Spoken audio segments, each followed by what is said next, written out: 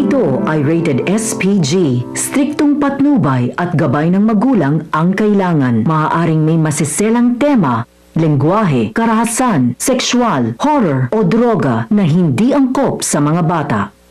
Magtatagpo na sina Carlos at Moira. Magkakagulatan sila. Sila ay magpapatayan. Ang karma nila ay nalalapit na. Abangan natin sa abot kamay na pangarap. Inabutan ni Zoe na may kausap sa ere si Carlos. Umamin na si Carlos na si Dax ang kausap niya. Nagtataka si Zoe dahil matagal nang patay si Dax o baka may masamang ginawa si Carlos sa kanya. Mga ilang sandali, nakausap naman ni Zoe si Moira sa cellphone. Nagkamustahan sila pagkatapos nilang makataka sa mga tanyag. Pupuntahan ni Moira si Zoe kung saan siya nagtatago sa ngayon. Pero hindi ipinapaalam ni Zoe na kasama niya si Carlos dahil siguradong hindi sisipot si Moira at sa ibang lugar pa sila magkikita. Sa pagbabalik ni Zoe ay nakita na naman niya si Carlos na may kalaban sa ere. Narinig mismo ni Zoe sa bibig ni Carlos habang kausap si Dax na siya ang nagpapatay kay Dax. Galit na galit si Zoe sa narinig. Kinamumuhian niya si Carlos. Sa lahat ng taong gagawa nito ay ang ama pa niya.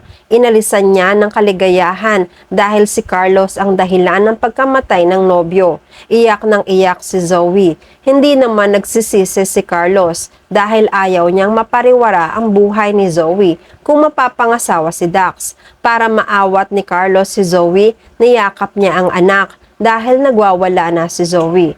Sa sobrang galit sa kanya, iyak ng iyak at nanghihina si Zoe sa nalaman. Nagagalit man siya kay Carlos pero nauubusan na siya ng lakas. Wala rin siyang magawa dahil tatay niya ito. Sa kabilang banda, tinawagan naman ni Moira si Olga para tulungan siya. Bilang loyal pa rin si Olga kay Moira, ay inayos na ni Olga ang gagamiting sasakyan ni Moira para makarating kung saang lugar naroon si Zoe. Walang kaalam-alam si Moira sa dadatnan niya. Nung makarating na si Moira sa restaurant na kinaroroonan ni Zoe, nakabungad na sa pintuan si Zoe na kanina pa naghihintay kay Moira. Nung magtama ang mga mata nila ay biglang napaiyak si Zoe. Tumakbo si Moira papunta kay Zoe at nagyakapan silang mag-ina. Sabi ni Zoe, "Mabuti okay ka, mami. Akala ko napatay ka na nila o kaya nahuli ka na ng mga pulis." Sabi naman ni Moira, "Hinding-hindi yon mangyayari. Makakatakas at makakatakas pa rin ako sa kanila. Umalis na tayo rito at lumayo. Doon sa walang makakakilala sa atin. May naitago pa naman akong kayamanan. Babalikan natin sila kapag naayos ko na ang lahat."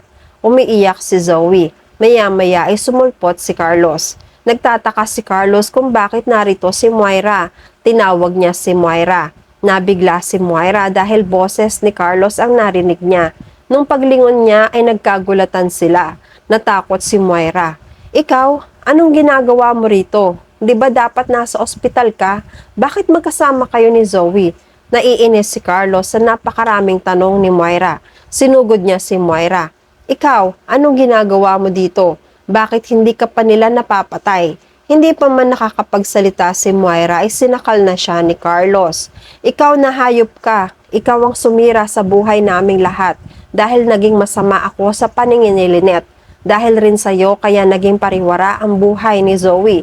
Kasalanan mong lahat ito." Habang nagsasalita si Carlos ay sinasakal niya ang leeg ni Moira. Nagtanong si Moira kay Zoe, "Bakit andito si Carlos? Siya ang magpapahamak sa atin. Pinaghahanap siya ng pulis." Pilit namang inaawat ni Zoe si Carlos para bitawan ng mami niya sa pananakal nito.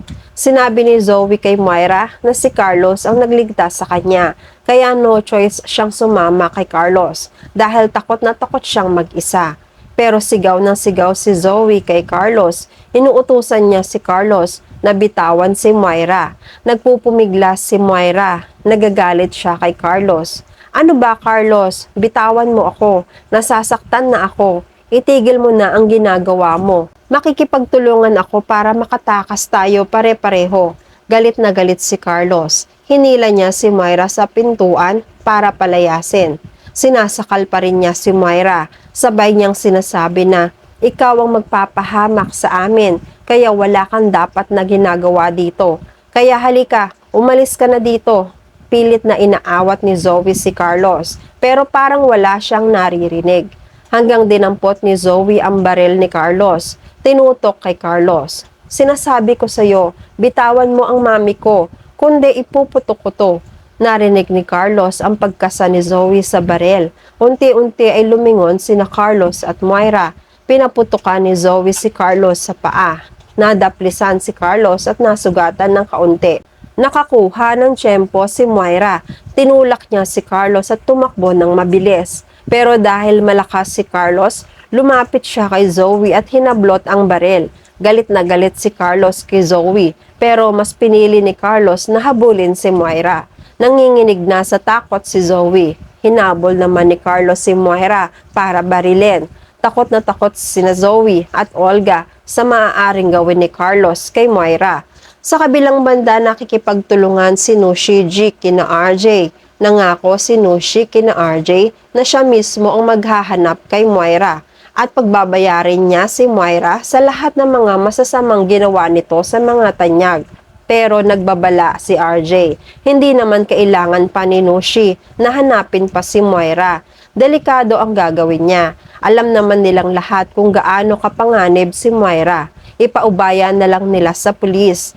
Nag-aalala naman si Annalyn para kay Zoe. Nagbilin si Annalyn kay Nushi.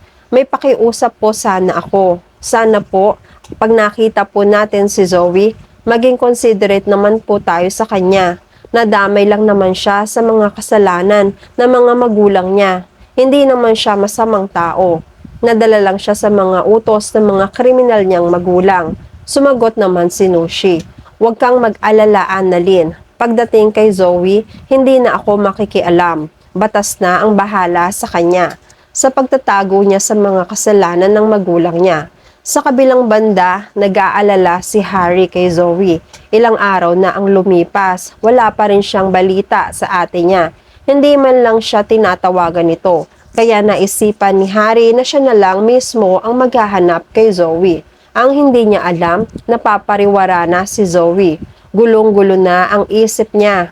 Sana siya na lang ang nakakakita kay Dax para may makakausap siya at meron pa rin siyang kakampi. Iyak nang iyak si Zoe. Pakiramdam niya, wala nang saysay ang buhay niya. Ang hindi niya alam, kahit anong laki ng kasalanan niya ay kaya pa rin siyang tanggapin at patawarin ni na Annalyn. Ganon kabait si na Annalyn. Maya-maya sa patuloy na paghahanap ni Harry kay Zoe, natagpuan niya rin sa wakas si Zoe. Umiiyak sa may tulay. Parang gusto nang tumalon at wakasan ang buhay niya. Nung makita ni Harry si Zoe, pasigaw niyang tinawag ang pangalan ni Zoe. Sabay tumakbo siya ng mabilis para pigilan si Zoe sa pwede nitong gawin sa buhay niya. Narinig ni Zoe ang boses ni Harry. Nabuhayan siya. Paglingon niya, parating na si Harry at nagyakapan sila. Patuloy ang pag-iyak ni Zoe. Sinabi ni Harry na wag gagawin ni Zoe ang balak niya. Andito pa rin si Harry na kapatid niya. Hindi siya iiwan nito, lalo pa ngayon na wala na siyang mga magulang. Niyakap ni Zoe si Harry ng mahigpit. Si Harry na lang ang pag-asa ni Zoe sa buhay. May isa pang tao na nagmamalasakit sa kanya. At yan ang mga pakakaabangan natin sa Abot Kamay na Pangarap. Please like this video and please subscribe to my channel at magkita-kita po muli tayo sa mga susunod pang episodes.